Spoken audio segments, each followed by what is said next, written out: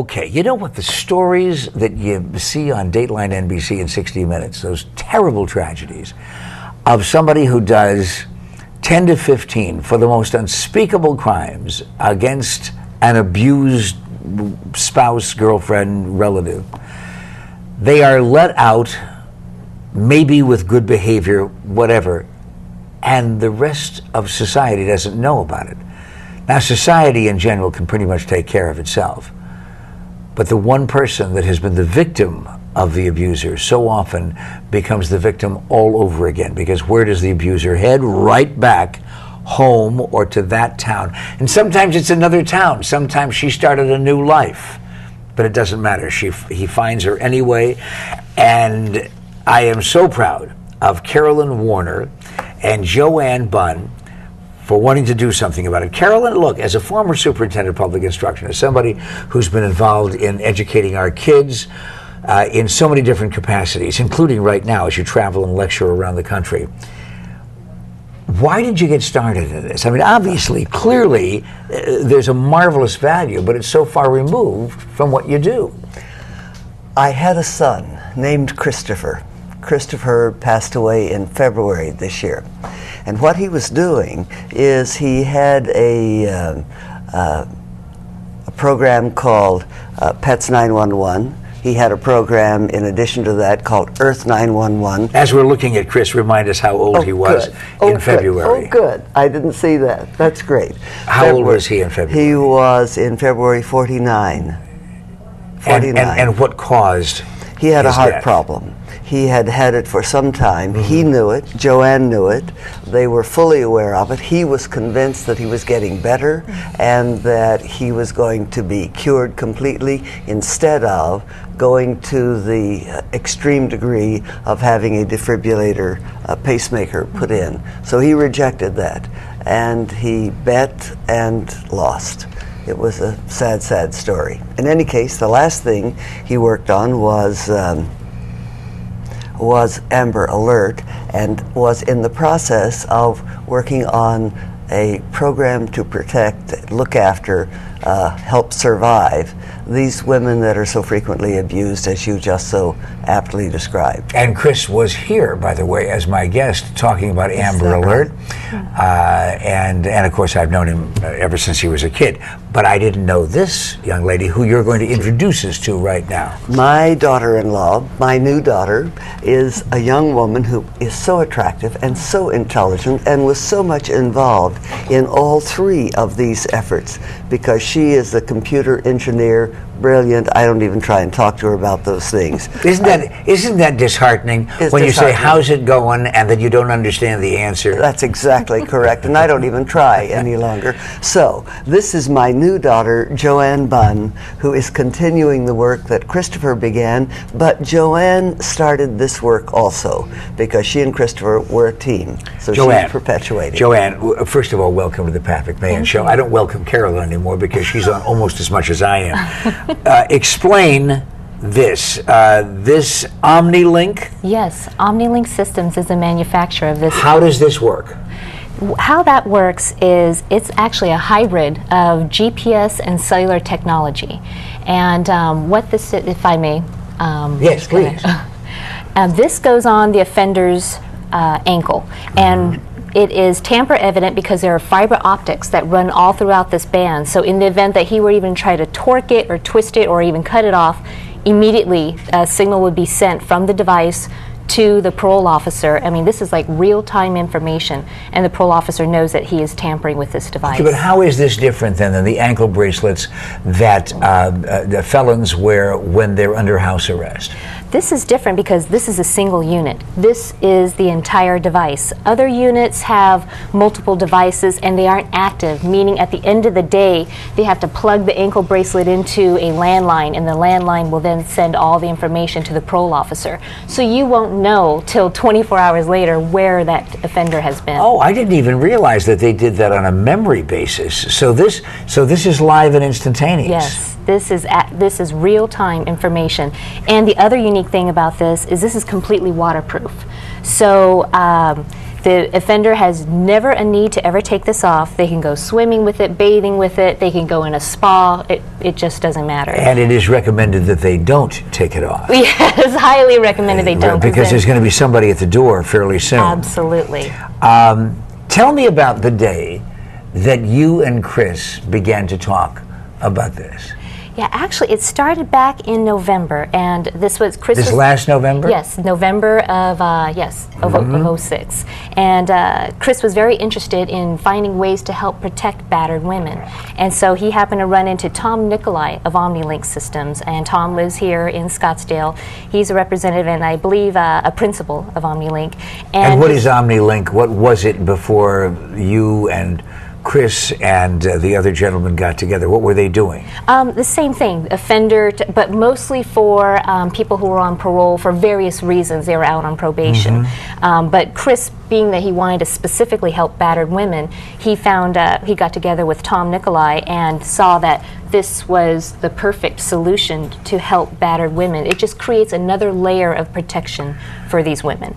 And so what the foundation has done, so that was initial conversations with Tom Nicolai, and then in February, after Chris passed away, I created the Chris J. Warner Foundation. And the foundation is starting a pilot program with Maricopa County in which OmniLink will supply this device to 10 offenders. The county will put them on the 10 offenders. The foundation is supplying all the mobile phones for the women, and the mobile phones are provisioned such that if this offender gets within a buffer zone, let's say half a mile of the woman, her cell phone will go off, and she will know immediately that she needs to seek a shelter or a safe area. Now, that's another feature that is not applicable to the ankle bracelets that we know now, right? Right. The fact that you can create exclusion zones. So this is all a web-based driven application that the probation officer can log on and view, and he can set up exclusion zones around the battered woman's school, so that he can't the offender can't go to the school to see the child perhaps. And also you have the mobile exclusion zone that he can put the zone around the woman's cell phone. So wherever she goes, she has this halo of protection. I am in awe. I really am. I mean, that is the kind of technology. Also, there's another awesome factor to this, because while you were explaining to us about this new OmniLink device, it is the longest period of time that Carolyn and I have not talked during an interview. Wow. And I believe that there is a Guinness Book of Records that has just been But I was tempted. Oh, yes. No, we were waiting to jump in. Carolyn and I are both conversationally oriented, and yet we did probably the same thing that you're doing, saying, honest to God, really? Is that, well, we're going to be talking more about the amazing things that can come out of this new device that can help you, that can help somebody you care about, that somebody you want to still remain safe. This is Pat McMahon on AZTV. Stay with us.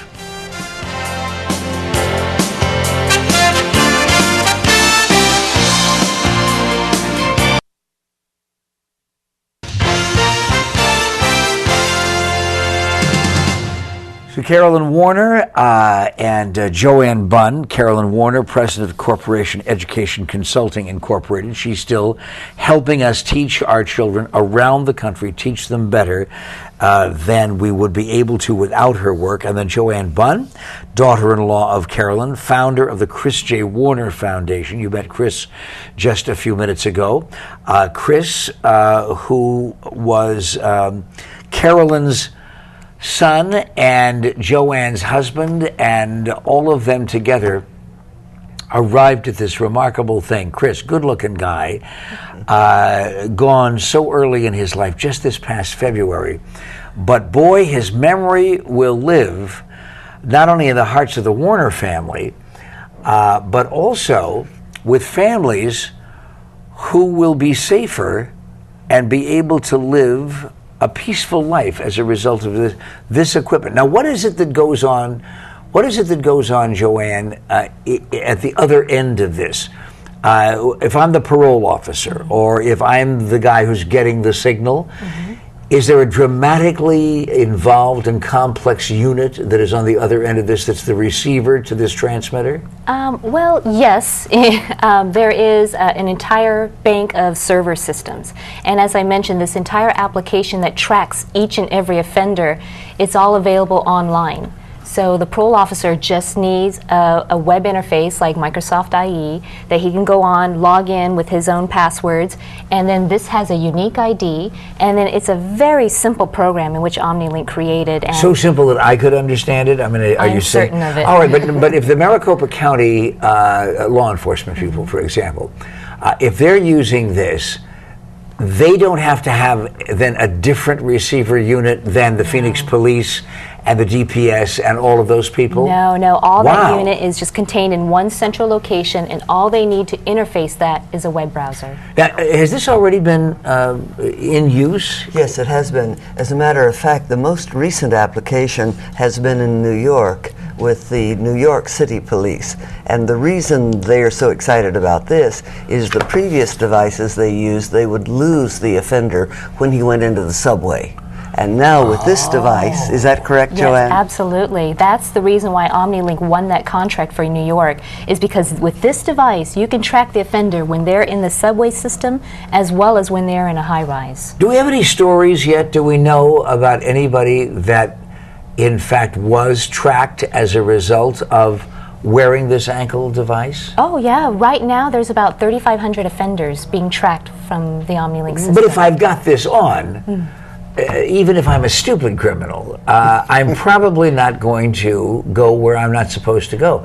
Do you have examples of somebody who said, no, I'm going to beat this system? Yes, there are many stories I've heard of. One. One of the latest I've heard of was an offender, I can't remember what jurisdiction, but he dug a hole, a 6-foot deep hole, put the ladder in there, climbed down into the hole, cut the device off, got out of the hole, pulled the ladder out, started covering up the device. Before he was done covering up the device, the police were there immediately because they knew he had cut the device off and they knew exactly where his location was, and they made him dig it out, and they made him uncover the hole and recover the device. Therein the phrase, you don't know your hole from an OmniLink. I think you probably have heard that on a number of occasions, and you should jot that down if you happen to be a miscreant. Do you like that? I like Do you like that word? That's very good. This is exciting. This is truly exciting. New York Police Department's been using this. I mean, this is so new. Yes. I mean, you and Chris were together until this last February when you lost him. It has only been manufactured for a short period of time. When did New York pick this up? I believe it was in April they completed the contract. Yeah, but even previous to that, they have done pilot programs and, like I said, roughly 3,500 offenders since early 2006. What's your projection for next year? Well, I'm not a representative of OmniLink, but I'm hoping that with the successful pilot in Maricopa County, that we will begin to help battered women across Arizona and eventually across the U.S. That's certainly my goal. Pat, the other applications are sex offenders and those that are pedophiles that lurk around schools. The same concept will apply in that case, could it not? Absolutely, yeah. If you have a pedophile, this bracelet can go on their ankle, and you can create exclusion zones around every school. And then more specifically, because of the GPS technology, I mean, we're talking like just a couple of feet of accuracy. It's good within, like a couple of feet. So you can create an exclusion zone within the library, in the children's section of the library. So the offender can still go into a public library, but just not the children's Carolyn has told me about this, but I mean, I'm just blown away as you continue to describe all of the specific areas of terribly sophisticated technology. And you know what? It also prevents us from having to use our otherwise somewhat depleted forces anyway in law enforcement, because if a guy's got this on, unless he's the stupid guy digging the hole, after a while he's going to say, you know what, I probably am not going to take a chance. I can't get it off, and I can't go there. They've already told me where I can't go, so I'm not going to go there because I know that there's going to be people with badges that follow me. What a tremendous opportunity there is. By the way, it probably, with that kind of sophistication, is pretty expensive, isn't it? No, actually, the cost of incarceration is about 3 times as more expensive per day than this device. So we're talking like maybe $10 a day is the cost of this device. This is the kind of thing that looks like it could be of international application. Oh, yes. I mean, if you're talking about pedophiles, and you're talking about abusers, and you're talking about terrorists. How about Alzheimer's patients who wander away? I never thought about that, yeah. And oftentimes, when they find them, it's too late. I'm sure that we should leave it up to Carolyn, with those dulcet tones of hers, to tell everybody how it is that they can get more information. You can call Joanne Bunn. That's the easy way. Or email me, that might be. Well, actually, we offered the email. That's right, because Joanne is not available for phone calls right now because she's so busy doing this. And there it is. Would you please jot that down? We're going to leave it up just a few seconds longer than we normally do because it's kind of an involved website and address. So that's where the information is. And you know what? Even if you've never met Joanne Bunn before, you certainly have known Carolyn Warner over the years, haven't you? And it's been a good relationship. Well, now she is educating all of us through the family and the memory of Chris about how it is you don't have to take it anymore. Congratulations. And this is really exciting. Yes. And I've always been a friend of Carolyn's, but congratulations to you. And in particular, I am highlighting your appearance because it is the first time that I can recall that anybody has explained anything this technically involved that I actually think I understood. Thank you very much. Thank you, Pat. I appreciate it. Good to see you, Carolyn. You've got to be Thanks, proud, huh? I am, very. You too, Chris. This is Pat McMahon. Back in a moment. While I'm alone and blue as can be, dream a little